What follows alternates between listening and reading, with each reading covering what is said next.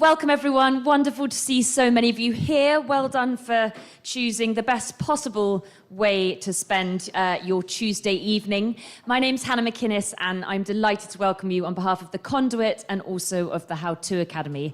And to have the next hour or so to delve into the no-holds-barred memoir that has inspired the event this evening, which is, of course, Kingmaker, Secrets, Lies and the Truth About 5 Prime Ministers. You may have already read it, and if you do, you'll know it takes us right into the heart of the corridors of Westminster, behind the scenes of 14 pretty tumultuous years of Tory leadership, from coalition to Brexit, from COVID to Partygate, from Trussonomics to the general election. And the reason it is so uniquely revelatory is because the person who wrote it was, of course, at the centre of it all. He is the author sitting next to me. Sir Graham Brady was elected to Parliament in 1997 as the youngest Conservative MP in the House. He served as Shadow Minister under 4 Conservative leaders before resigning in 2007 under David Cameron in opposition to grammar schools.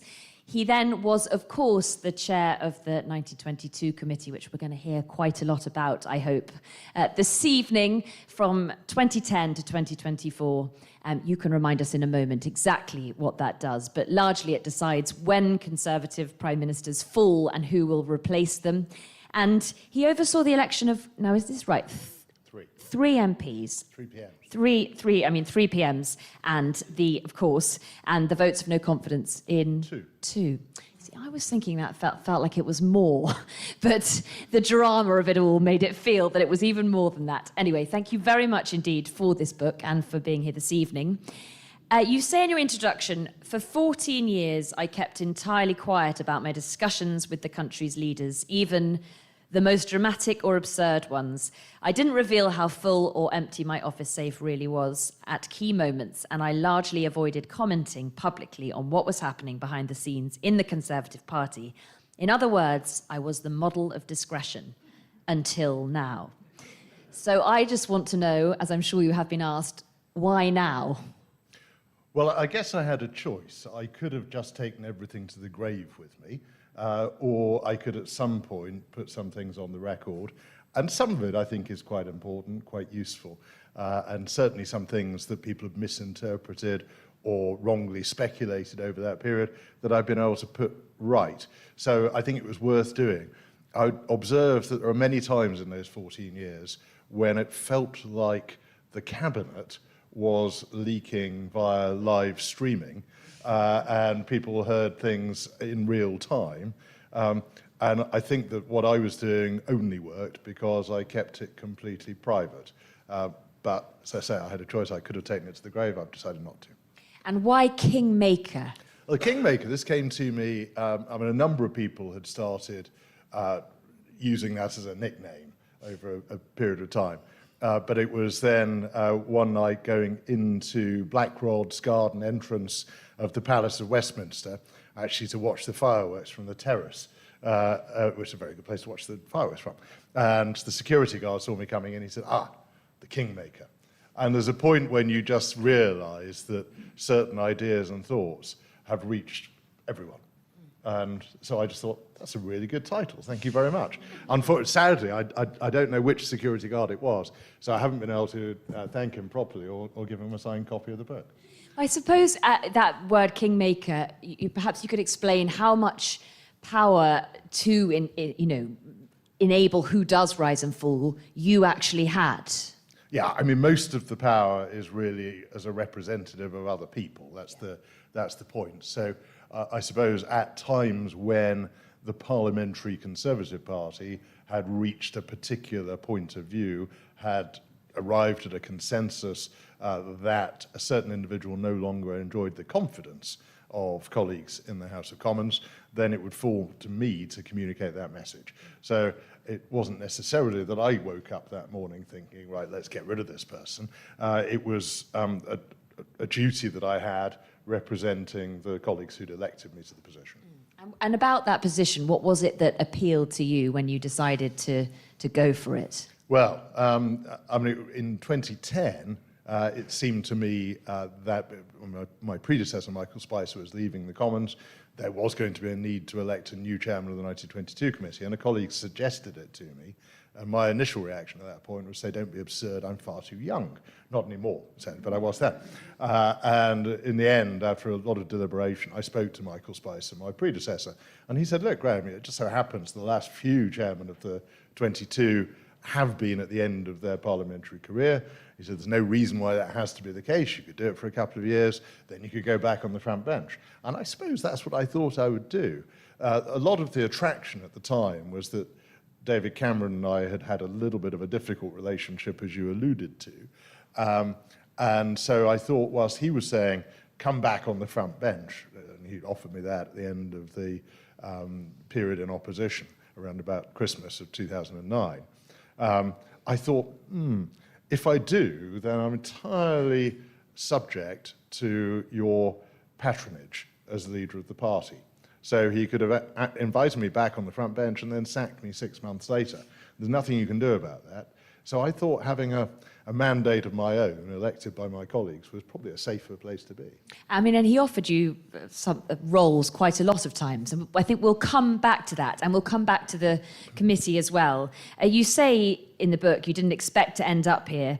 My start in life was not the stereotypical top Tory upbringing.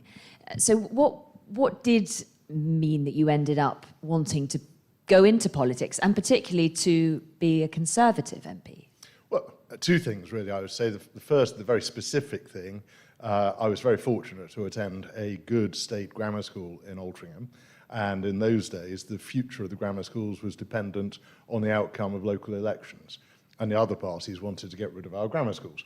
And so that was the thing that first turned me out pushing leaflets through doors in the rain. But then the bigger issue, I suppose Margaret Thatcher became Prime Minister when I was 12. Conservative politics, British politics was quite exciting. People weren't agnostic about Margaret Thatcher. You either thought she was wonderful, or apparently some people didn't like her. I thought she was inspirational. So I suppose I started working for the Conservative Party thinking, this is really worth it, a transformation of the country, restoration of national pride going on. I never had any doubt about where I would be, and it seemed to me at that point that the other side in politics seemed to want to hold people back, and my party seemed to be about opportunity. Would you say to someone like yourself now that it's a good thing to do? Yes, I would, but I'm very conscious of two things. The first, very, very sad, is that I think British politics has become significantly more unpleasant than it was when I was first elected to Parliament in 1997. And particularly unfortunate, I think, for women MPs and women involved in politics, it's even more unpleasant. And that's something people have to be aware of. I hope people will consciously try to fight against that, because it's damaging our politics and our democracy. The other thing that I suppose I would always say to people is always be aware, and this is one of the themes that I try to explore in the book, the extent to which in a democracy political careers are very largely about chance and just a very small stroke of luck one way or another. And I describe how I was selected, to my surprise, to my wife's surprise, to everybody's surprise, in October 1995 to be the candidate for what was seen to be a safe Conservative seat that I grew up in, but I was far too young, and they let me on the long list for interview, I think just to say thank you for delivering lots of leaflets in the rain. And then I was successful on a recount with a majority of 1 from an audience of 250 people. And on that could decide whether I'd ever become a member of Parliament or not. And similarly, you get these, whether you've been elected chairman of the 1922 committee or not. There are a lot of forks in the road, and things can just happen or not happen. When you say unpleasant, what do you mean? Oh, well, I think, I mean, and I haven't suffered a huge amount of it, but it probably helps that I didn't do a lot of social media.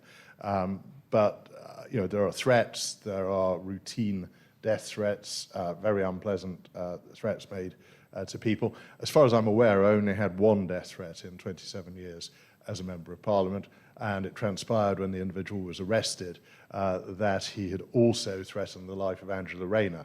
Hard to work out, so I don't think he was a particularly serious individual, but was arrested and the police dealt with it. But I'm conscious of a lot of colleagues who face that more routinely. I mean, what you say about politicians generally in the book, quite early on, you say they're the subjects of great distrust by the public, and it's frustrated to see them behave in ways that worsen our reputation for dishonesty or corruption. I frequently found myself wondering whether some of the most ambitious politicians even have personality disorders. For me, they are the real cause of concern. And you later say again, you think many of the leaders have a sort of element of madness. What I say is that I think all prime ministers eventually go mad. Yes. The key test of how good they are is how long it takes them. And you believe they do? Sorry? You believe they do? Well, I think that it is an extraordinary job with huge pressure, and also it isolates people. So I think there is a cocktail of things going on that makes it very difficult for people to stay properly in touch. And I think Margaret Thatcher was remarkable in that probably for her first 8 years or so, she had an incredibly strong instinct for what the British public wanted. And if she'd gone straight after the 87 election, probably people would have said, wow, she was phenomenal anyway, but it ended in a sad moment. So in terms of, when you're talking about going mad, as you say, that quote, I think, is in your chapter about Cameron, where we relatively begin there. And you have mentioned that you went grammar schools were very important to you, as you say, I mentioned in my introduction. But it wasn't just that meant you had a kind of series of run-ins with him, as you put it in the book. And at one stage, I think, I'm just quoting you, that you do say about him, what a complete arse. Yeah, I stress the book is based on diaries that I kept. Okay, that's how you kept so much. I was wondering how you remembered all the encounters so well. Indeed, and there were some things that I had completely forgotten, that probably being one of them. But it was my comment at the time on a particular exchange with him, when essentially, and this is in the tail end of the expenses business, the House of Commons had decided it got rid of lots of different expenses that people could claim before, and they brought in something which you would get if you worked for PwC or lots of other companies, that if the House sat after 8 o'clock at night, you get 30 quid or 25 quid or whatever it was as to pay for a meal. And David Cameron had decided that he was going to steal a march by having a hairier shirt than the Labour Party, and was going to announce that Conservative MPs would not claim that. Now, it was a perfectly legitimate thing to claim the House of Commons had just introduced, and I was there as a member of the 22 executive with him when he presented us with this, and I challenged it and just said, well, are you seriously telling me you're going to take the whip away from me if I claim this 30 quid or whatever it was for a late sitting? To which he said, yeah, it's bye-bye whip. Now, you may all understand this or may not, but if the whip's taken away from you by your party, you can't stand again at the next general election. So essentially, it was a kind of casual decision that he would end somebody's career in politics because they did something which was perfectly legitimate. And that was what made me make that comment.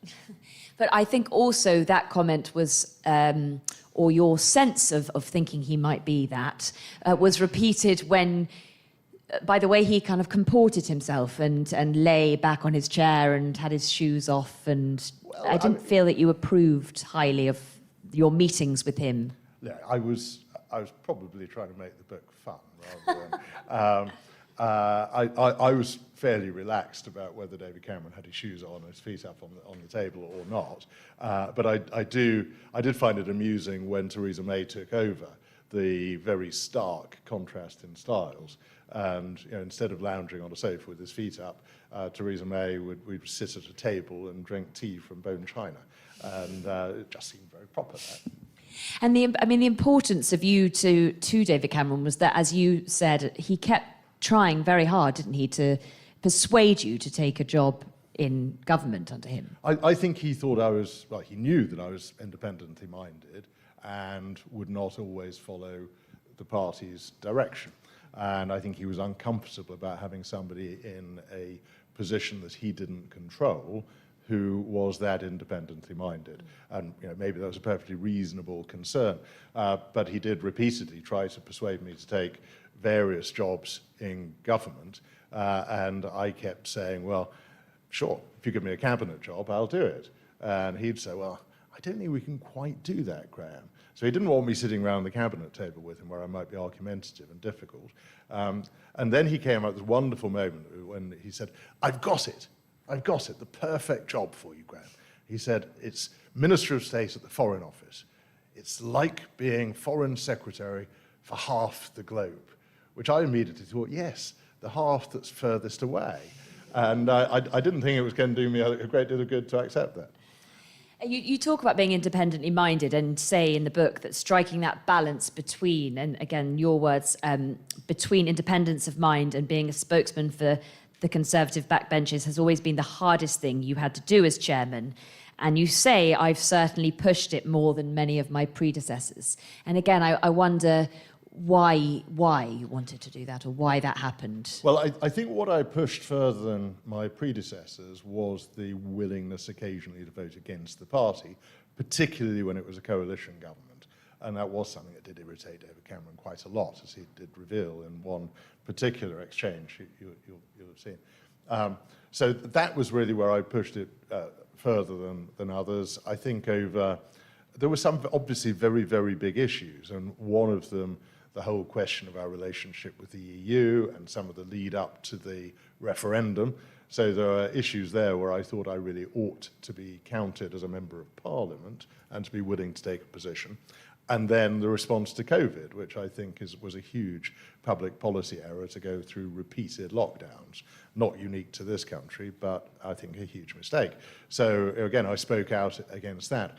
But in terms of the balance as chairman of the 1922 committee, what I always tried to do with the 5 prime ministers was, if I had a particularly strong view on something, I would say what that was, but I would separately give a view as to what the balance of view and feeling was in the parliamentary party, which sometimes would be very different. And early on in the COVID period, I was very much in a minority of people saying, hang on, have you thought about the damage that's going to be done as well as any possible benefits?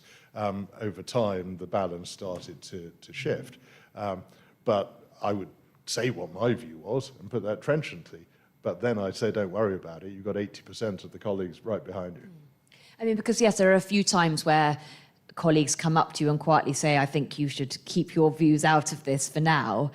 And your predecessors, you say, did it less. Why? Were there any rules stopping them or you from doing that? What was There were no rules, but I think it's a delicate balance. In a parliamentary system of government, you need a degree of cohesion in political parties, and the whole thing works on that basis. So it would be crazy to have a chairman of the parliamentary party, which is essentially what the 1922 committee is, who was always taking a different view from the leadership. That wouldn't work. But I think it can work to have some differences of view.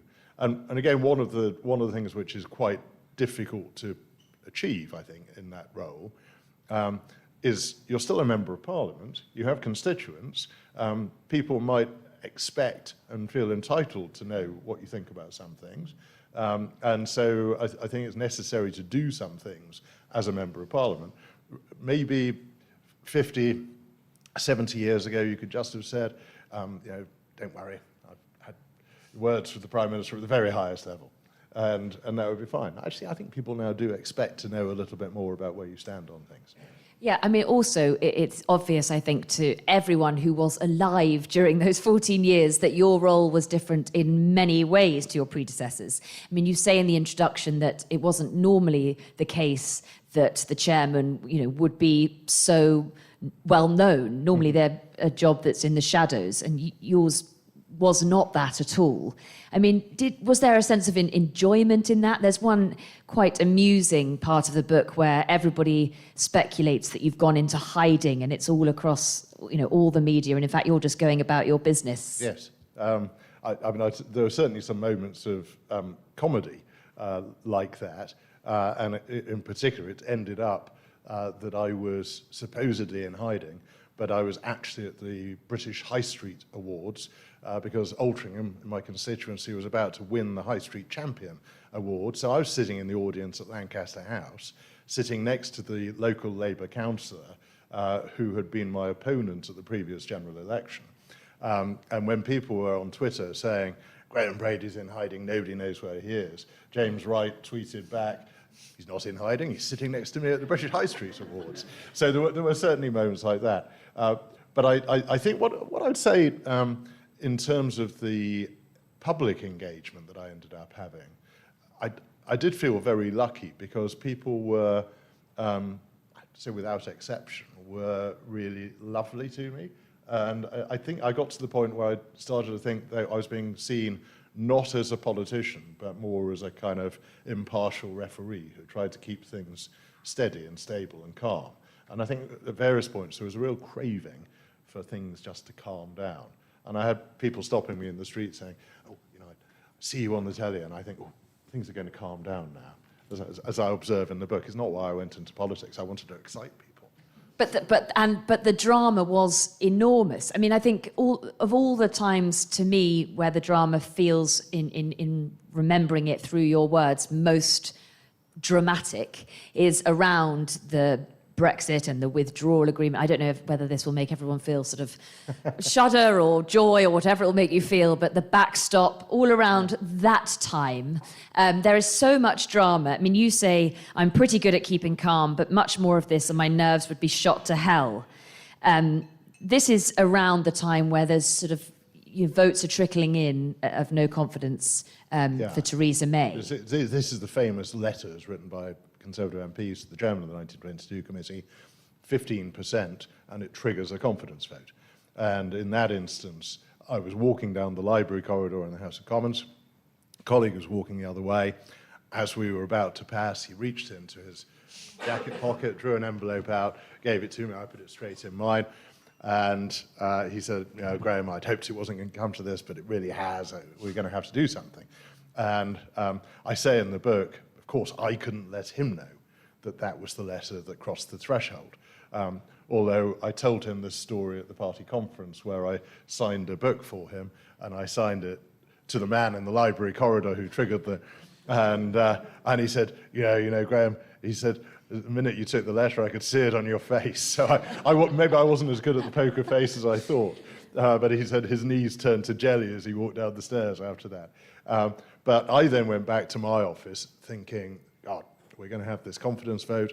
What's going to happen? What do I need to do? What's the timing? Who do I need to talk to? And I closed the door and sat down quietly, head in my hands, just trying to think it through. And 2 minutes later, tap, tap, tap on the door, colleague comes in, oh, Graham, that letter I gave you a couple of weeks ago calling for a confidence vote, it's not really the right time now, is it? Can I have it back? And so we went to the threshold, and then minutes later, one was taken out. And that's when I say my nerves were going to be shredded by it. Actually, over the course of that afternoon, then there was a series of more letters that came in. So it all happened. I don't think people really would have been aware of this. You call it the hokey-cokey of just giving them to you and taking them back. And that happened all the time. I mean, one of many reasons why all the speculation that the outside world had of how many letters you had been given and how many, you had still to get were completely fabricated because many people came in and quickly snatched them away. Yeah, I mean, this is one of the things I was keen to do in the book was to get across the fact that I think a lot of people started to think that my colleagues were trigger happy with this business of letters, and that as soon as a new leader was elected, they'd be busy scribbling away a letter saying, can we get rid of this person right away, please? And it was never like that. It was actually, people took it very seriously.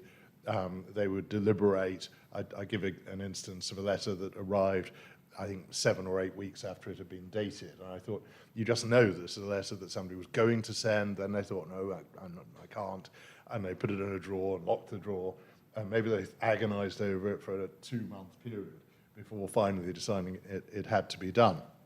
So I thought it was fair to try to get across the fact this was something that people took extremely seriously.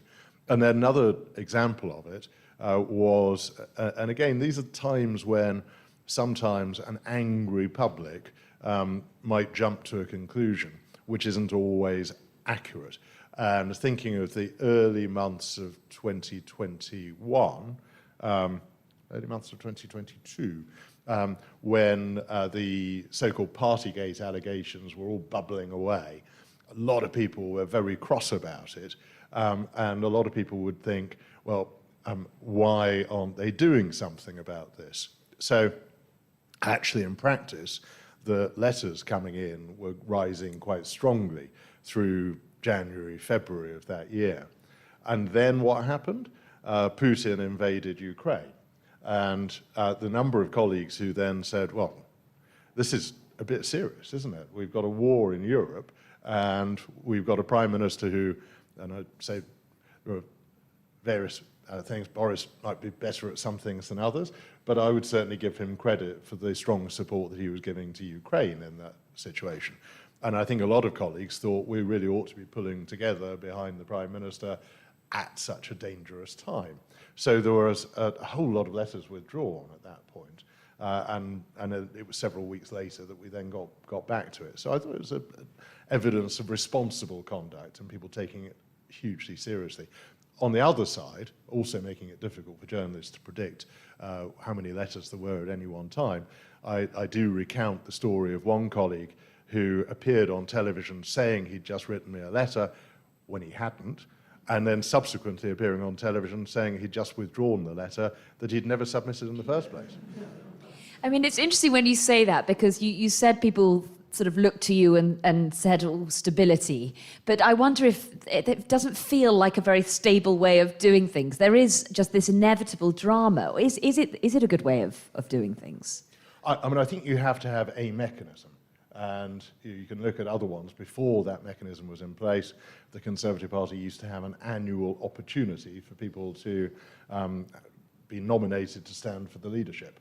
And if you're as old as I am and can remember the so-called stalking horse, Anthony Mayer, paving the way for a challenge from Michael Heseltine the year later.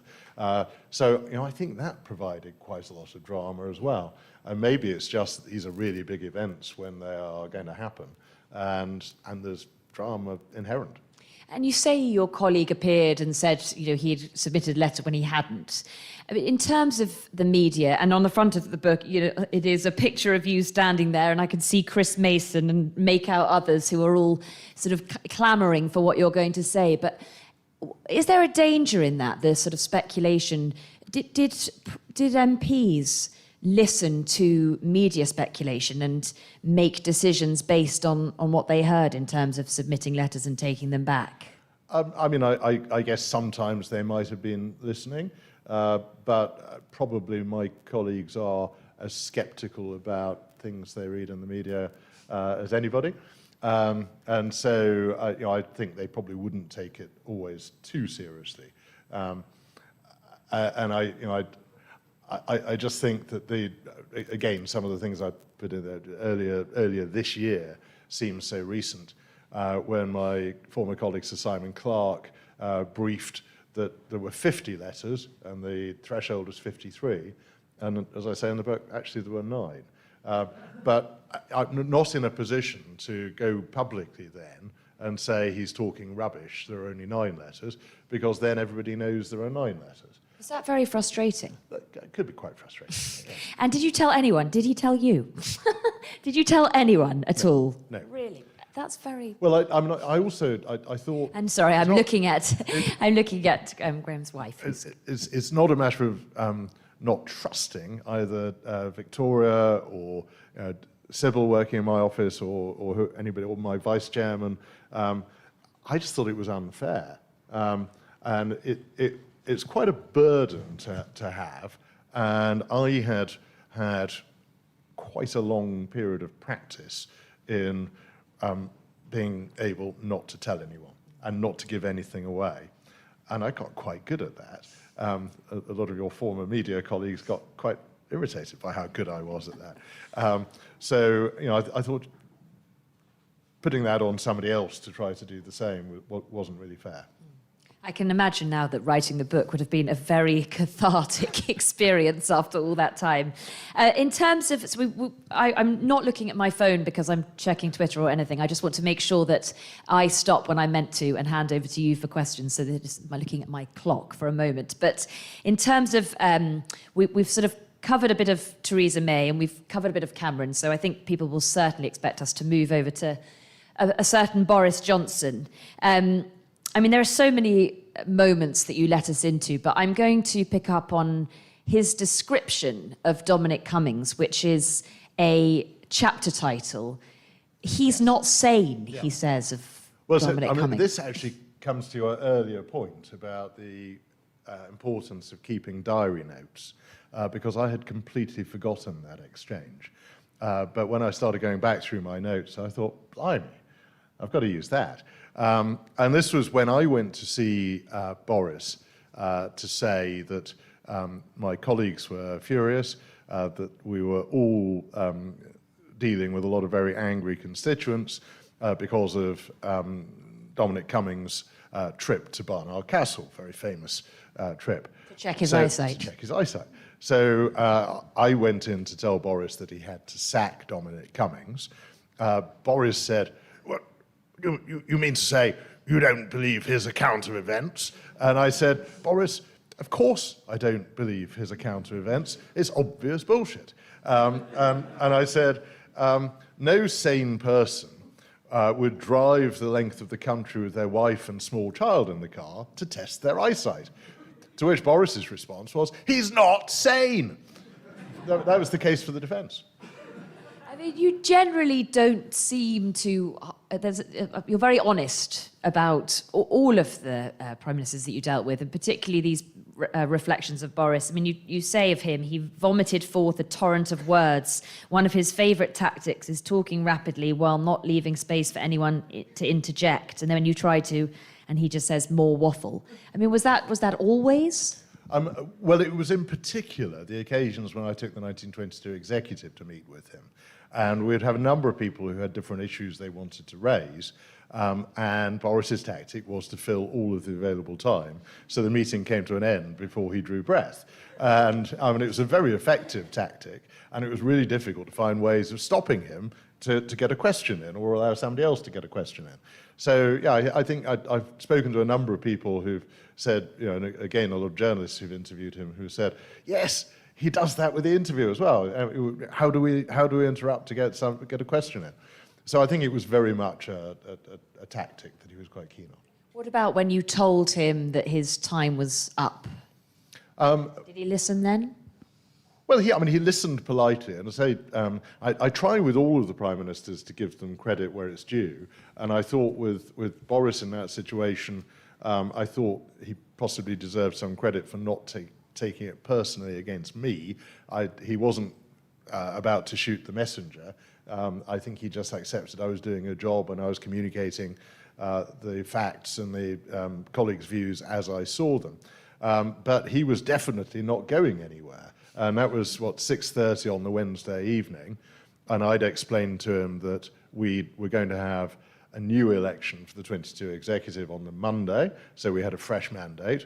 I'd explained that the view of the parliamentary party had shifted so decisively that the people who were elected were going to be people who would vote to change the rules to allow another confidence vote within the 12 months that normally we don't allow another vote.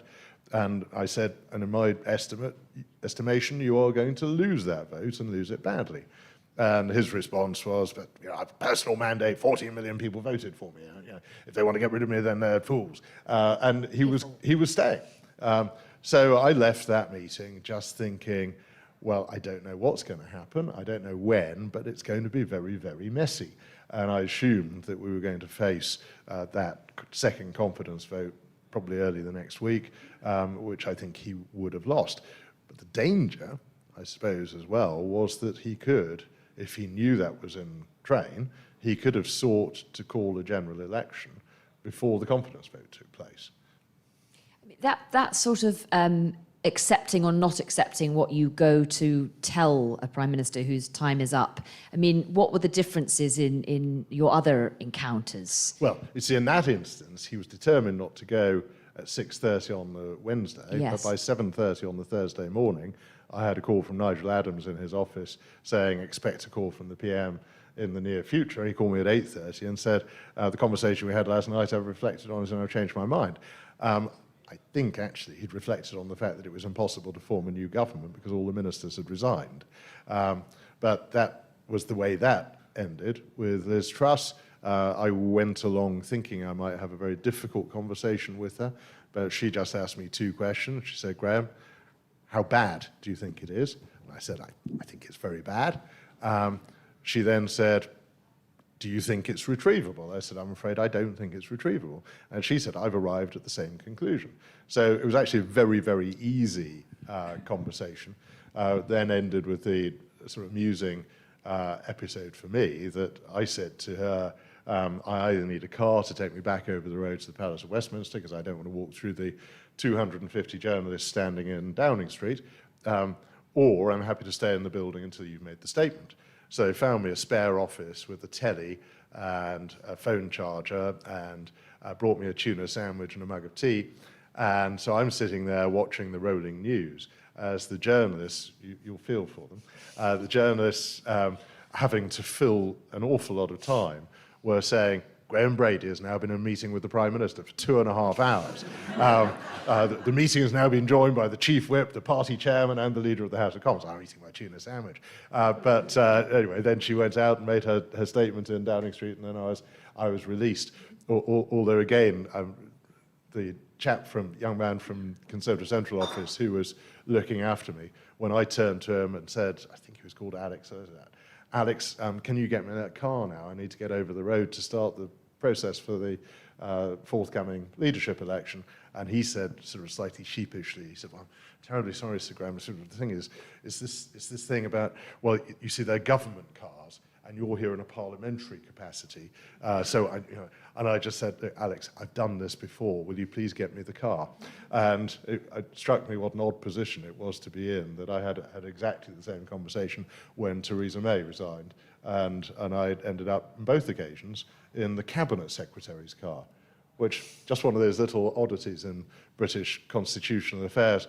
In a way, you would have thought the Cabinet Secretary's car would be the least political car in the British government, and I might have been put in some minister's car, but instead, I guess this is there's a constitutional thing going on. I think that must be what happens. I feel like you needed a special person working for you whose sole role was to help you get to and from places quietly and unseen, because a lot of the book is about how you have to try and surreptitiously sneak everywhere you go in case you get spotted and then the story's blown. Yeah, and I'm not a little man. It's very difficult. I'm probably fairly obvious most places I go, and you know one of these odd things. It's the sort of, if you like, the political geography of our constitution, is that it's impossible to get from the House of Commons to number 10 Downing Street privately, unless you've got a chauffeur-driven car with blacked-out windows. I haven't. So whatever the momentous occasion, and however much media and public interest there is going on, you've got to find a way of walking across the road, and there are essentially three ways in. One is to walk straight down Downing Street, bold as brass, but you will be on telly, and there'll be hundreds of press shouting questions to you, and it'll be very obvious that you're there, and they'll speculate about why you're there. One is the gate that's just opposite St James's Park at the back. Very often there's somebody watching that as well, and indeed when I went to see Liz Truss, there was a single press cameraman there that snapped me going in. And then you can go in through the Cabinet Office, 70 Whitehall, and there's a little sort of maze of corridors going through the sort of very old part of Whitehall behind there, and you go to a sort of an airlock that goes through to number 10. But they're all in public, and of course in different times I've used each of them, but always somehow got caught out. Why did you decide to call it quits? largely, well, there are two things. One, I'd been chairman of the 1922 committee for 14 years, and I thought, well, I can't carry on doing this forever. I also thought, and it was the longest that anybody's ever done it as well, and the most turbulent period, I suspect. I also thought that whilst I didn't think it was going to be as bad as it was, I thought it was very likely that we were going to be back in opposition. My first 13 years as a Member of Parliament were in opposition. I don't think it's a bad thing for a new young MP to come in opposition, and you learn your skills and hone your parliamentary technique and so on. I didn't really want to do that again, and I thought almost anything that I might find myself doing, if I was re-elected in my own constituency, would then be less interesting, less exciting than the things I'd done for the previous 14 years. I mean, is there also a sense of worry about the state that your party is in, and do you feel it can recover?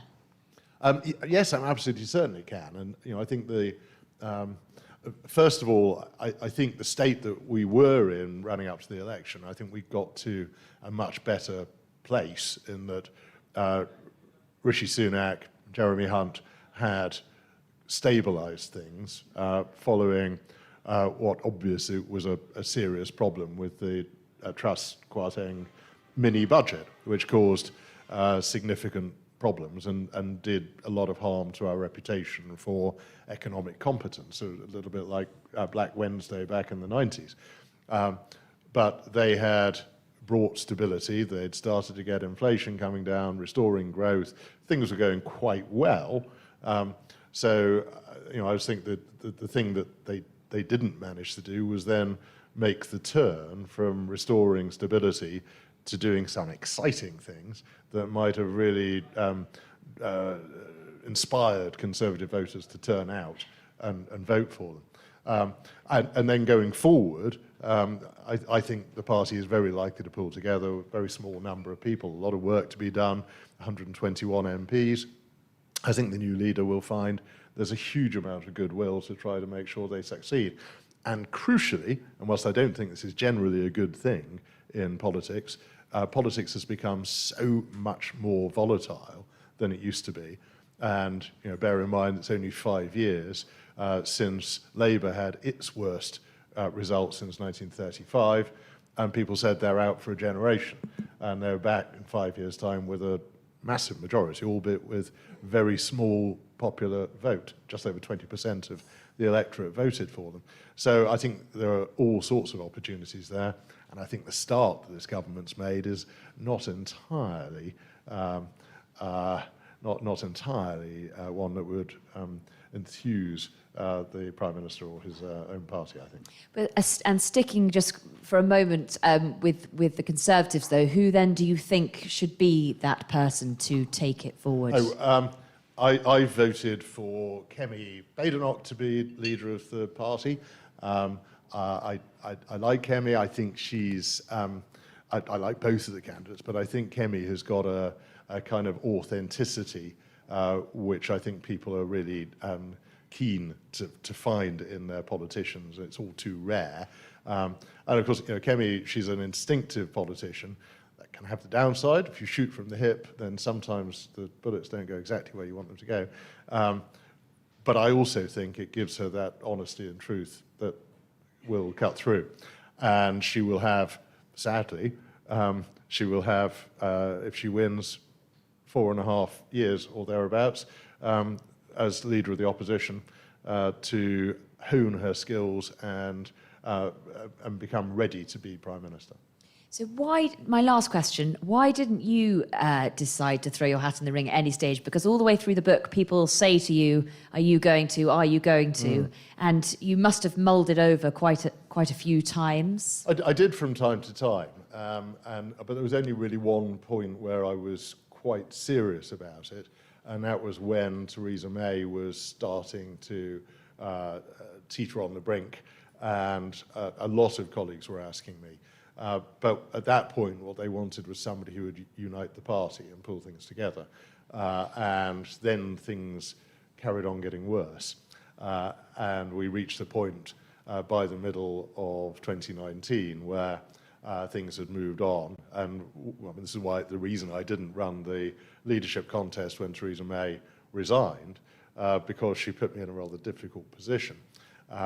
When I'd gone, I think it was the third of a series of meetings where I was trying to get her to agree to name a date for her departure. And you may or may not naturally think this was the nature of it, but we were, again, at that point, we were having this debate, a lot of pressure from colleagues. Would we change the rules and allow another confidence vote? And a number of us thought Within less than 12 months. In less than 12 months. And a number of us just thought that would be so unpleasant. And we knew that she had to go, but we wanted her to go with some dignity. So it fell to me to try to persuade her, which were very difficult conversations. But the final one, when she said to me, all right, Graham, I'm giving you my date for my resignation, but before you leave this building today, you've got to tell me, are you going to be a candidate? And I hadn't been able to canvass and establish whether the people who'd asked me a few months earlier still wanted me to. And so I recused myself from running that leadership election. I then called some of the colleagues who'd been saying, will you stand if she goes? And I had just, I think it was 10 that you needed to enter the contest. I had 10. I hadn't spoken to everybody. Maybe I would have had a little bit more. But I didn't have the same number that I had a few months earlier. And I also thought it was pretty obvious in the circumstances that Boris Johnson was going to win, and probably with a landslide. And I just think the kind of mood change that had happened was to move from thinking, if only somebody can calm all of this down, to thinking, blimey, things are so bad, we need somebody who's prepared to come and throw all the cards up in the air and see what happens. And that's, broadly speaking, what Boris did. Well, there we go. We'll end with that image of all the cards in the air. And it's over to you for your questions. And we should have a couple of microphones. If you put your hands up high and we'll get as many as possible. We're actually going to start with one from our conduit community. So this person asked, the chair of the 1922 committee is traditionally bound to keep conversations with party leaders and prime ministers confidential. By publishing this book, do you feel that you've waived that privilege? And could this impact the openness of future leaders with future chairs? I don't think so. I think that the fact that I kept everything really tight through the period when it mattered is significant. I also think all of the former prime ministers write their books. So, including Boris's at the moment, which incidentally, if you do buy Boris's book, please buy mine as well, just so you can cross-check a few things. Do the encounters appear in his book? I haven't read it yet. Well, certainly there are one or two references. But I think that there is also a point where there are some conversations, some exchanges which are quite important to get on the record. And certainly some of the things about the COVID response, I thought they were important conversations to put in the public domain. Yes.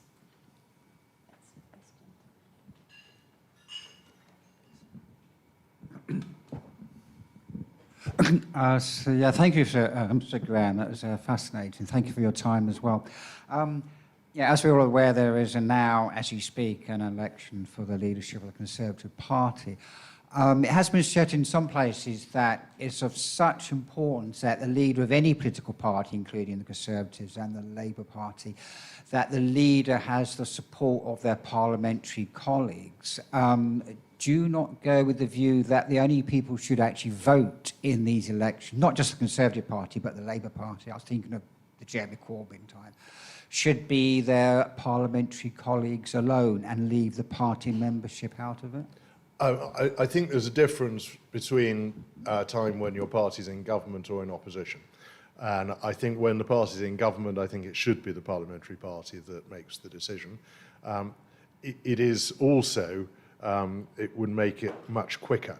And some of the elections that we had over the last 14 years when there were, I think particularly times when there was some serious threat of instability, And I suppose immediately after the Brexit referendum, there was a threat of market instability. When Liz Truss resigned, it was a time when we'd already had some instability. And I think there was a premium in those circumstances on getting the leadership in place quite quickly. When you're in opposition, I think you've got the luxury of having a big debate and a big discussion involving more people. And that's far less of a concern. But certainly I would make that change when the party's in government. Yeah, we've got a question right back here. Thank you, Sir Graham, for all those interesting stories. Absolutely fascinating. You obviously are a great admirer of Margaret Thatcher. It's not a view I share, but I'm fascinated by her continued influence over the Conservative Party many decades after she left the political scene. And I wonder whether you think that's a good thing.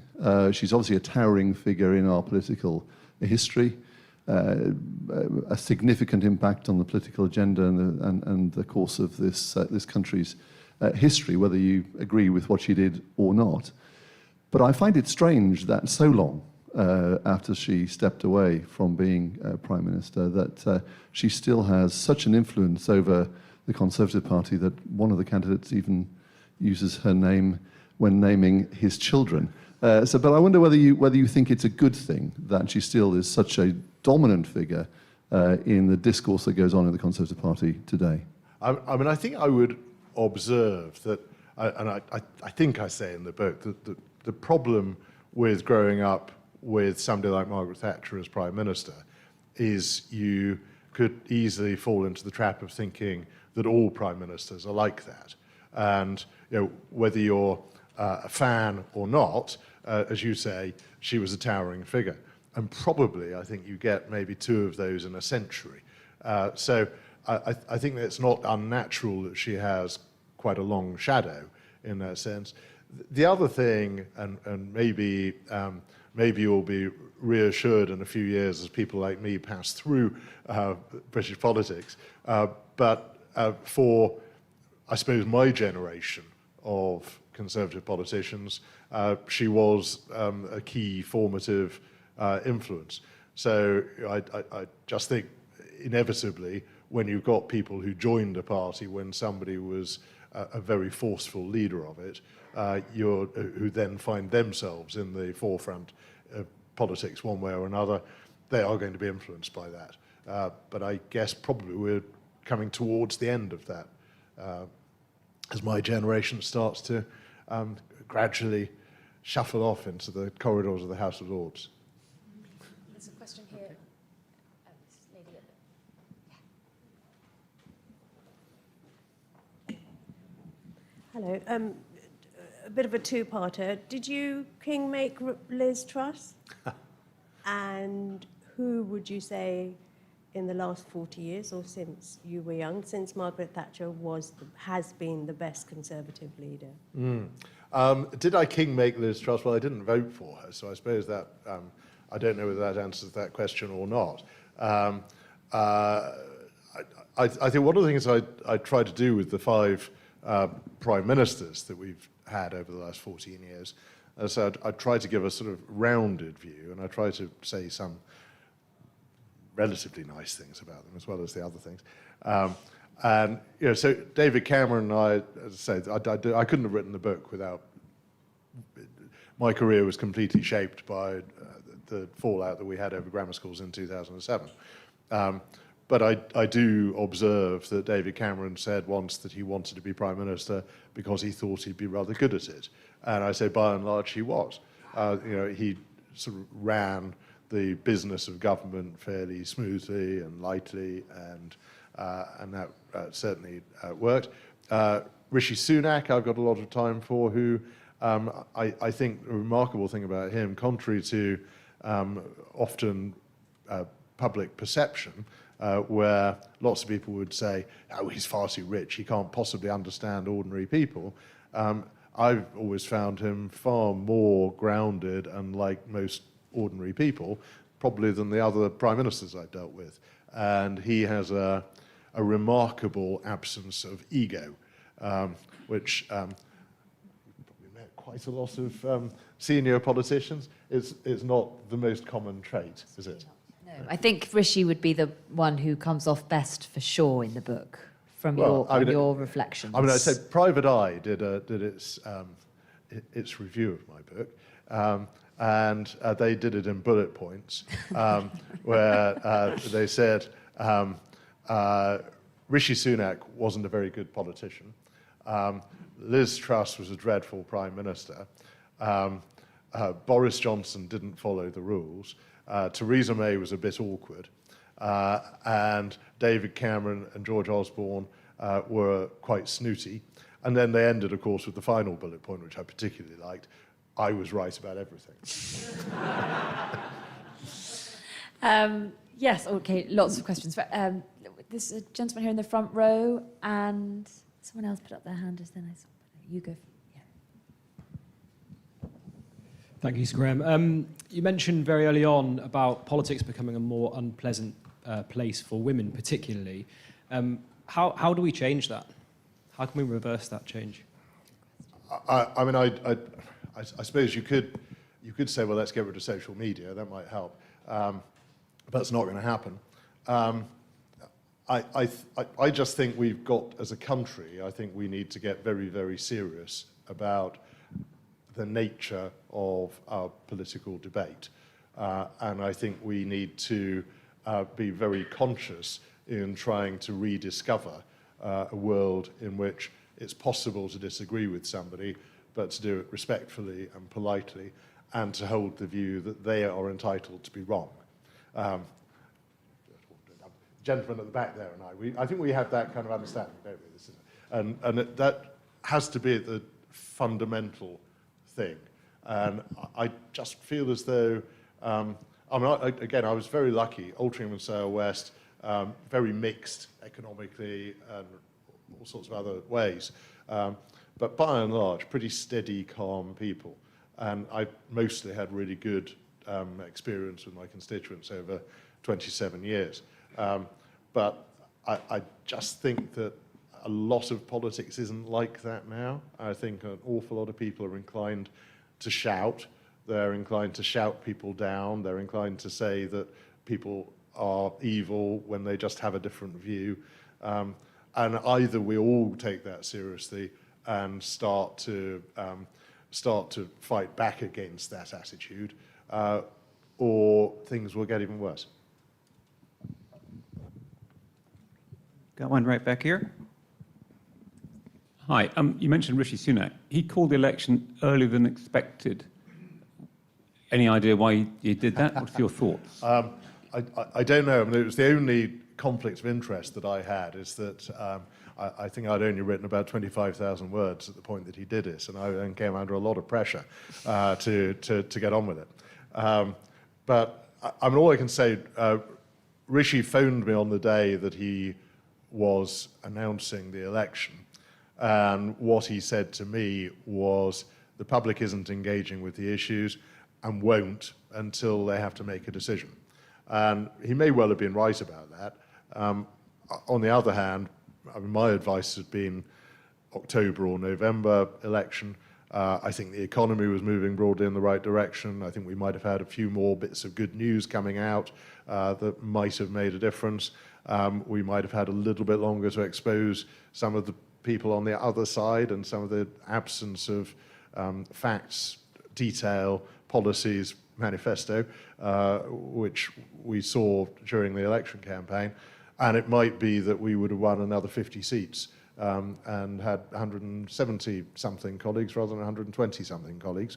And that would just help with building back. So I don't think it was the right call, but I suspect that it was very much that he just thought that people weren't going to shift until they were faced with a decision. You said you only had 9 letters at that point. Is there any sort of idea that he himself could have been influenced by all the chat, that you had a lot more? I mean, it's difficult. Obviously, I don't know. And I suppose the possibility that there could have been a confidence vote. but I, certainly as I make clear, I didn't give any such intimation, and obviously I wouldn't have, because there were, I think at the very end there were 10 letters in my safe. But I don't think so. I don't think you would have any reason to believe that. And the day he called you, you were in one of your it was a tough side of your job. It was, because I had been prevailed upon a year or so earlier to become chairman of the all-party group on wines and spirits, and was at the London Wine Fair at Olympia. And this is one of those moments when, with hindsight, you can see everything that was pointing in a certain direction. But I was on a tube going to Olympia when I had a series of phone calls from journalists. Particularly, I mentioned Anushka Astana, who I get on quite well with, Manchester high school girl. And she phoned me and said, all this speculation he's going to call an election today, how seriously should we take it? And I said, well, probably as seriously as you should have taken all the rubbish they talk, all the rest of it, And she said, oh, thanks. She said, it's funny that there wasn't an official rebuttal from number 10 in that case. And it was when I started thinking, yes, that is a bit funny, isn't it? and then we'd booked a slot. I had a call saying the Prime Minister wanted to speak to me at about 1 o'clock, so I'd arranged to have a quiet room where I could take the call. But, this wasn't a daily occurrence that I'd take a private call from Rishi. So, again, I probably should have been a bit more concerned about what might be going on than I was. And then having been told, of course, what he'd done was, he said, Graham, I've just seen the King, and the King has agreed to my request to prorogue Parliament and call an election, to dissolve Parliament. So at that point, there was nothing else that could be done. And I tell the story as we had a meeting of the 1922 committee that afternoon, just after Rishi had made his announcement, as I described, watching a very small TV monitor that was quite a long way away, and seeing what I thought was the Prime Minister standing there in a remarkably shiny suit. And it only later dawned on me that it was torrential rain that he was standing in. But then when we had our meeting, and my colleague Dame Andrea Leadsom stood up to ask a question and waved a letter in the air and said, yes, Sir Graham, if enough of us write letters to you now calling for a vote of no confidence, can we prevent the Prime Minister from doing what he's about to do and destroying the Conservative Party? And as I just responded, that I thought that technically it was true that we could still have a vote of no confidence in the leader of the party, but I also observed to her that given the King had already agreed to a dissolution of Parliament, there was still going to be a general election on the 4th of July regardless, and those colleagues who were seeking re-election might not have found a confidence vote the most auspicious way of beginning their campaign. Did you have I think we've got time for one more question. Was it you? No, I thought someone had. Yes. Okay, let's take one more and you'll be signing books afterwards. Yeah. Thank you very much. Very informative. The role of chairman of the 1922 committee sounds incredibly isolated. I just wonder how you get support other than your beloved wife, who's obviously here listening now. But how can you let off steam when you can't talk to any of your colleagues?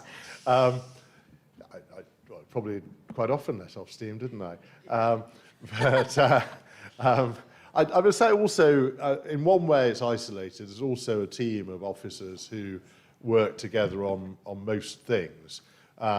And certainly I pay particular tribute to, two people, I suppose, both of whom were long-serving vice chairman.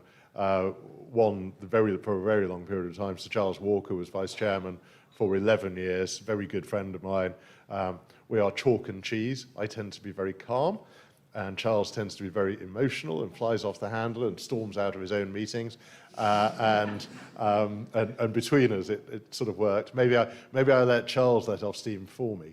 And the other, the sadly late Dame Cheryl Gillan, whom I'd known for a very long time. I recount the story of how we first met when she was very glamorous and I was very young.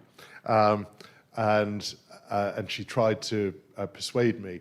I'd gone to an event. She was the candidate for the Euro elections in Greater Manchester Central, which included Altrincham. And I was home from university at Easter. And I went to a reception to meet the candidate. And seeing somebody who was quite young, she said, "You will come and work for me in the campaign, won't you?" And I said, well, I would have loved to, but I'd already committed to joining the candidates in Northumberland constituency because I was at Durham University.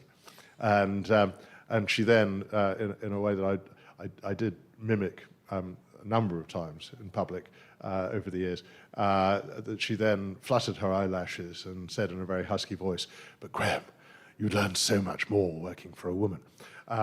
But Cheryl was then both very calm and hugely organised. And I tell the story when I did get those letters in and had to arrange the confidence vote in Theresa May. It was Cheryl that I phoned for help and advice the evening before, because, as I say, on this occasion, I needed somebody to calm me down, and Sir Charles Walker was not that person. I should say I could also recommend the audiobook for more of the impressions of all prime ministers. As you've seen, they're very good. I commend you highly. So, Sir Graham, you will be signing the book now, so you can go to the back for that. But thank you very much indeed. Thank you to you all, as always. Brilliant questions from the audience. Thank you.